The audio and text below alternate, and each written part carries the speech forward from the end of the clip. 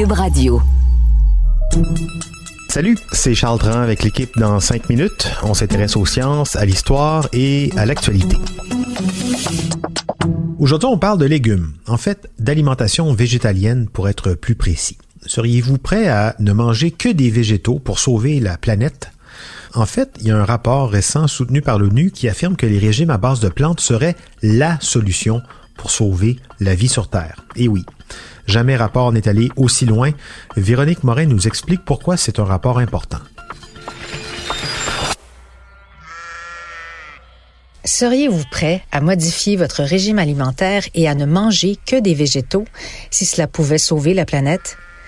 Eh bien, selon un nouveau rapport, le système alimentaire mondial est le principal facteur de destruction du monde naturel.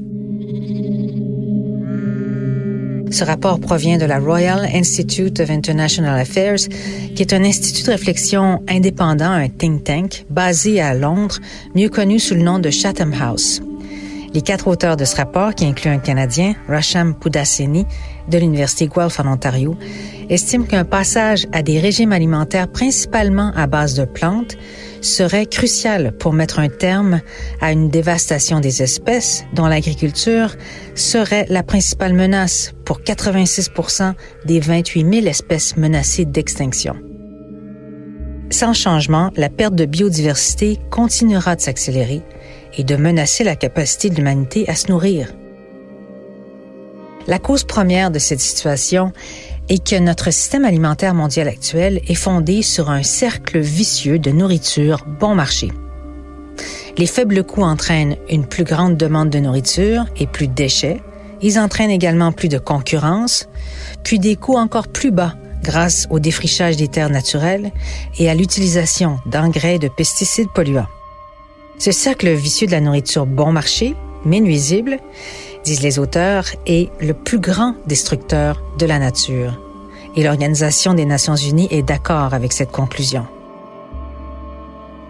Heureusement, elle s'accompagne de 3 solutions. La première est le passage à des régimes alimentaires à base de plantes, parce que l'élevage des bovins, des porcs, des moutons et d'autres animaux de ferme ont le plus grand impact sur l'environnement.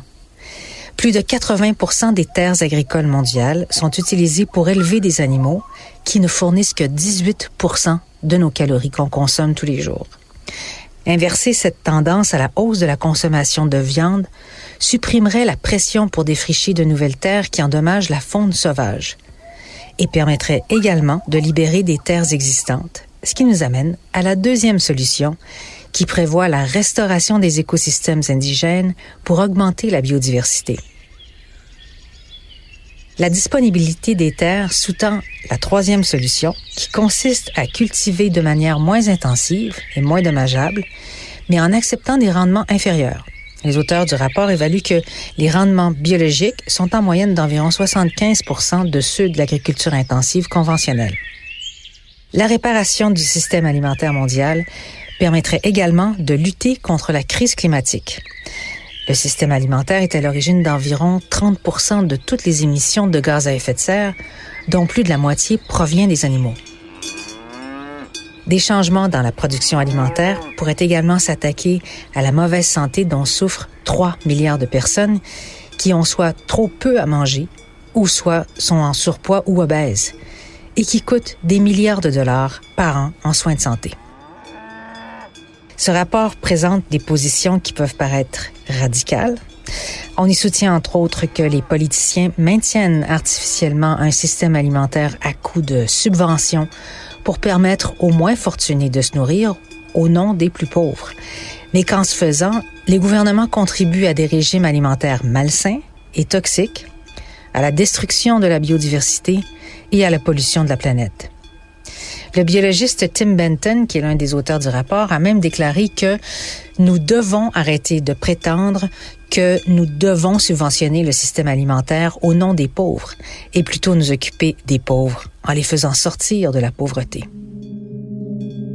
Le rapport de Chatham House souligne également que le monde avait perdu la moitié de ses écosystèmes naturels et que la taille moyenne de la population d'animaux sauvages avait diminué de 68% depuis 1970.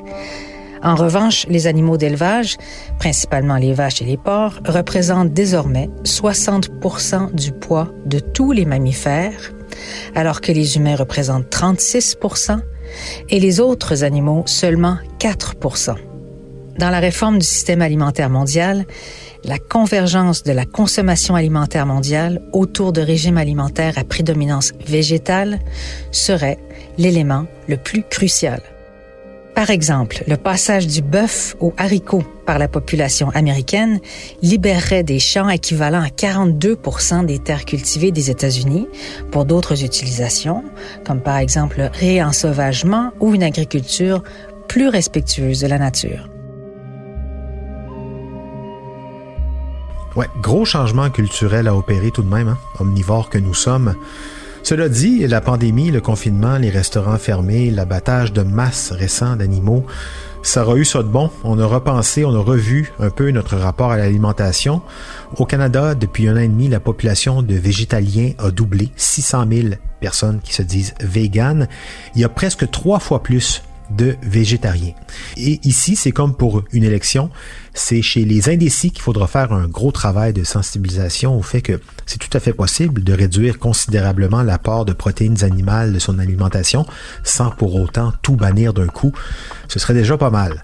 Merci Véronique Morin, c'était en 5 minutes.